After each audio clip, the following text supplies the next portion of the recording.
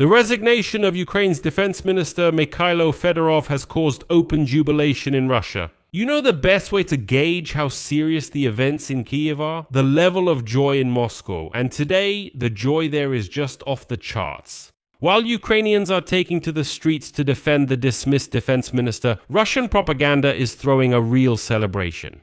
Russian propaganda is already loudly claiming that a revolt against Zelensky is supposedly being prepared in Ukraine. Kremlin political analyst Markov declares Fedorov's words to be the very first sign of such a revolt against the Ukrainian president. And the pro-war Z channels savor every video from the protests, saying that the streets of Kiev once again evoke Maidan. And the crisis around Fedorov is real, it's serious, and we'll analyze it honestly. But at the same time, there's a second one going on. The second story is how the enemy is exploiting the internal Ukrainian divide, fueling it, and trying to turn a personnel conflict into what they call the collapse of the Kiev regime. And the viewer's task is to learn to distinguish one from the other. Because the worst thing we can do right now is to dance to the tune of Russian propaganda. But we shouldn't ignore internal problems either. My name is Alexei Pechi. Let's unpack this issue. But before we start, I ask you to subscribe to this channel. We're moving toward the mark of 300,000 subscribers, so I'd be grateful for your subscription. All the best! Subtitles by Dima Torzok.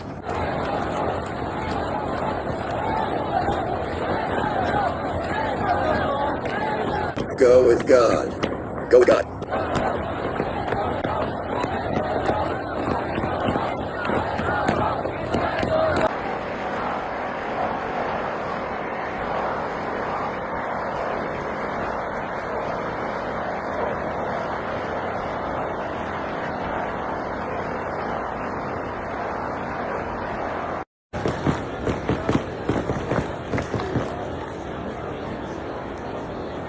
Subtitles by Dima Torzok. Subtitles made by the Scooper.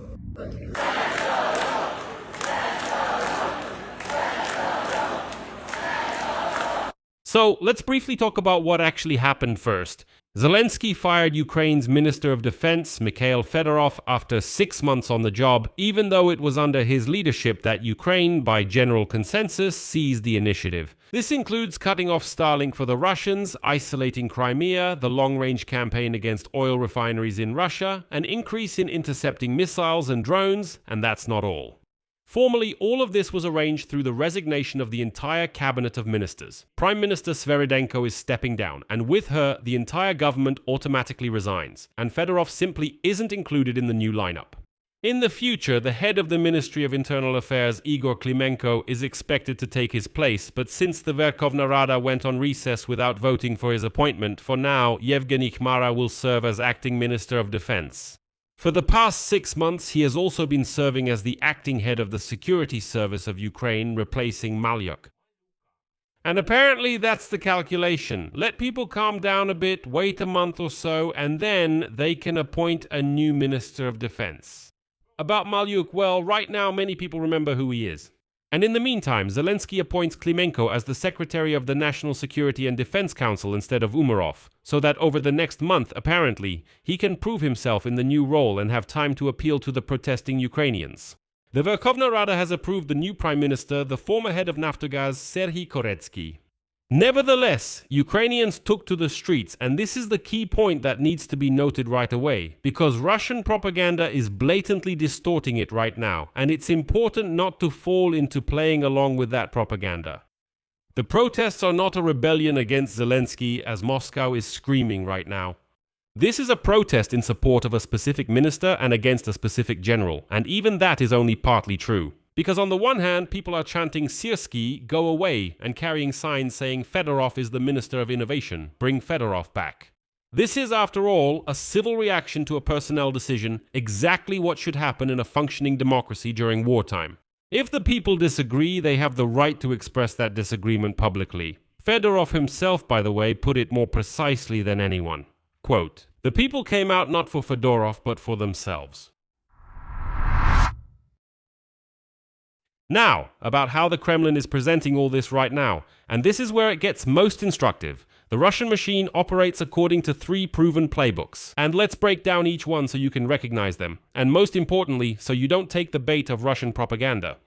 The first manual is substitution of concepts. A protest in support of ministers turns into a protest and even a rebellion against the president. Kremlin analyst Markov directly calls Fedorov's words a rebellion against Zelensky.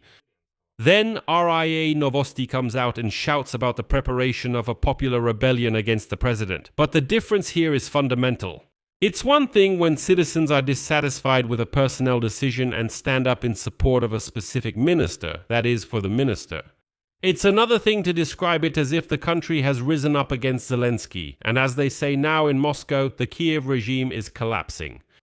The second is what Moscow has been dreaming of seeing for the last 4 years, and that's why they pass off wishful thinking as reality. And they are actively promoting this topic in every possible way to try to influence the thinking of Ukrainians themselves, who, according to the Kremlin's plan, will change their slogans and go, instead of supporting Fedorov, against the authorities. As you understand, these are completely different things. The second manual is an attempt to revive the specter of Maidan. Maidan is in the air on the streets again. This phrase is repeated by Russian news feeds almost like a mantra. Why? Because for the Russian audience, Maidan means chaos, a coup, collapse, and so on. And this is already aimed at the domestic audience, which is sitting there watching the fuel crisis in its own country and needs to be distracted by something. Labeling any Ukrainian protest as Maidan means convincing your own citizens and the Western audience that, look, Ukraine is unstable.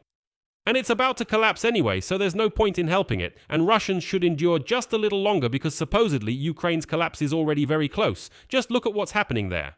This isn't aimed at the Ukrainian audience, it's meant to make the West lose hope, while Russians, on the contrary, at least for a while, feel encouraged like, yes, we have problems, but so does Ukraine. The third method is planting a story through a respected Western official or source. Pay attention. RIA Novosti also isn't reporting this on its own, like there's a gloomy mood in the Rada. No, they refer to this quote from the head of the Kyiv bureau of the Financial Times, Christopher Miller. This is a classic technique, meaning they take a real, genuinely neutral quote from a Western journalist and insert it into the text under a headline like they wrote, "There will be no victory," in order to give propaganda an appearance of objectivity. Miller was writing about the working atmosphere in the Verkhovna Rada.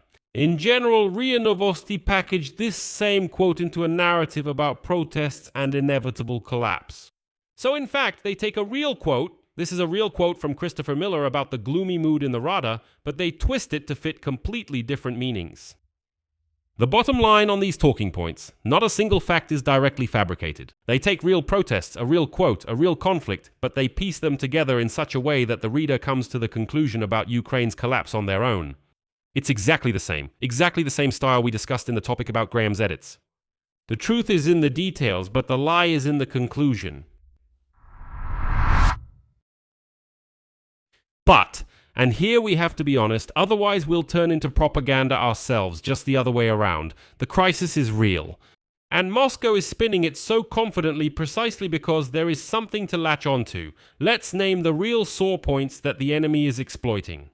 The first is the acknowledgement of a split at the very top of the defense system.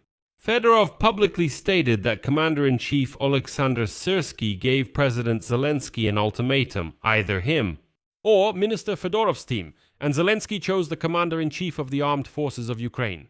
Moreover, at a closed meeting of the Servant of the People Party faction, the president, according to Ukrainska Pravda, admitted that ideally both should have been replaced. And when the Minister of Defense and the Commander-in-Chief of a country at war publicly live in two different worlds, that's a real problem. It's foolish to pretend it doesn't exist just to make things look fine. The second thing is resignations in protest. The deputy commander of the Air Force, Colonel Yelizarov, resigned, writing that Fedorov's dismissal is, quote, an absolute disaster for the country's defenses, which will lead to new deaths from Russian attacks.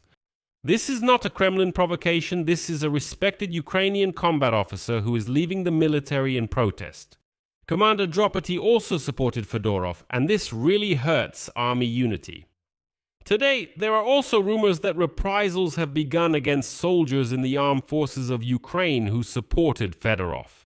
The head of the medical service of the ULF battalion, Da Vinci Wolves, Alina Mikhailova, wrote that she received a call from the command of the unmanned systems forces, and they wanted to find out exactly where she serves. Dmitry Kozyatinsky, who is urging people to join the protests in support of Fedorov. Interestingly, he is no longer a serviceman of the armed forces of Ukraine, but they still tried to find him. According to Mikhailova, for many military personnel, supporting the protests could cost them their positions, ranks, career prospects, and could also result in a reprimand or a talking to. This scandal was not ignored by the commander of the Unmanned Systems Forces, Robert Magyar Brody. He promised to find out who exactly tried to gather information about the former serviceman, and here is his quote. Preliminary information suggests the sensation was exaggerated without real cause and not due to pressure. The media, as is typical of the trend, exaggerated what they heard. We have gathered fighters who will not tolerate pressure and remain silent, although there are all kinds among us. So the split is indeed real. The question is not whether it exists or not, but who is profiting from it.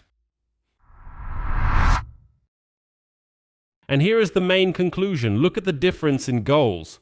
The Ukrainians who took to the streets want to fix things, keep an effective minister, change what doesn't work and win the war. This is criticism for the sake of improvement.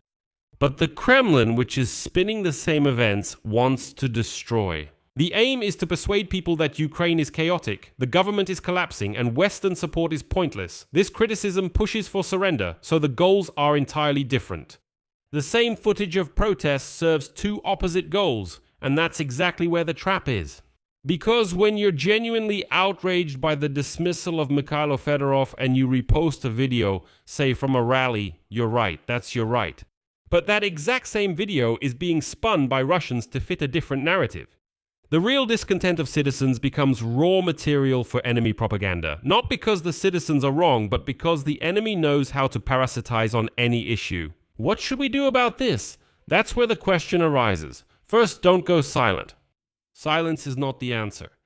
Criticizing the authorities during wartime is legal and necessary. We must demand efficiency from the authorities. We must defend Mikhail Fedorov. But at the same time, we need to keep in mind that this is not a protest against. This is a protest for. All these narratives about rebellion, about there being no more victories and so on, this is still not a revolution. These are not our words. These are Kremlin words. This is what they want Ukrainians to say, right at those same protests. And here's a telling detail to finish. Russian news feeds love the topic of what they call a change of leadership in Kyiv, and they've loved this topic for years. That same Medvedchuk recently popped up and declared, quote, "The ouster of Kyiv's leadership will turn Ukraine toward Russia." So, for the Kremlin, Fedorov's resignation is confirmation of their own dream, which they've been clinging to for the 5th year of the full-scale war. And every time we call an internal dispute a rebellion, in other words, using their language, we give them a small victory they can't achieve on the battlefield. The bottom line, yes, there is a certain crisis in Ukraine. It's real, painful, with resignations and protests. Yes, there are questions for the authorities about Fedorov's dismissal, about the composition of the new cabinet of ministers, and about Syrski's role in this whole story. It is our right and even our duty to ask these questions, but as long as we do it for the sake of victory, we are strong. But the moment we start repeating the idea that there will be no victory just because there is a crisis, that's when we start playing on someone else's field. The Kremlin is losing at the front. Oil refineries are burning. The Russian fleet is sinking. Crimea is isolated. And the Kremlin's only hope is that Ukrainians will convince themselves of defeat. But as they say, they pick the wrong people to mess with. So I'll leave it at that. Be sure to share your thoughts and conclusions in the comments below this episode. Subscribe to the channel, hit the bell, and don't forget to like. That's it for now. Take care. Goodbye, everyone.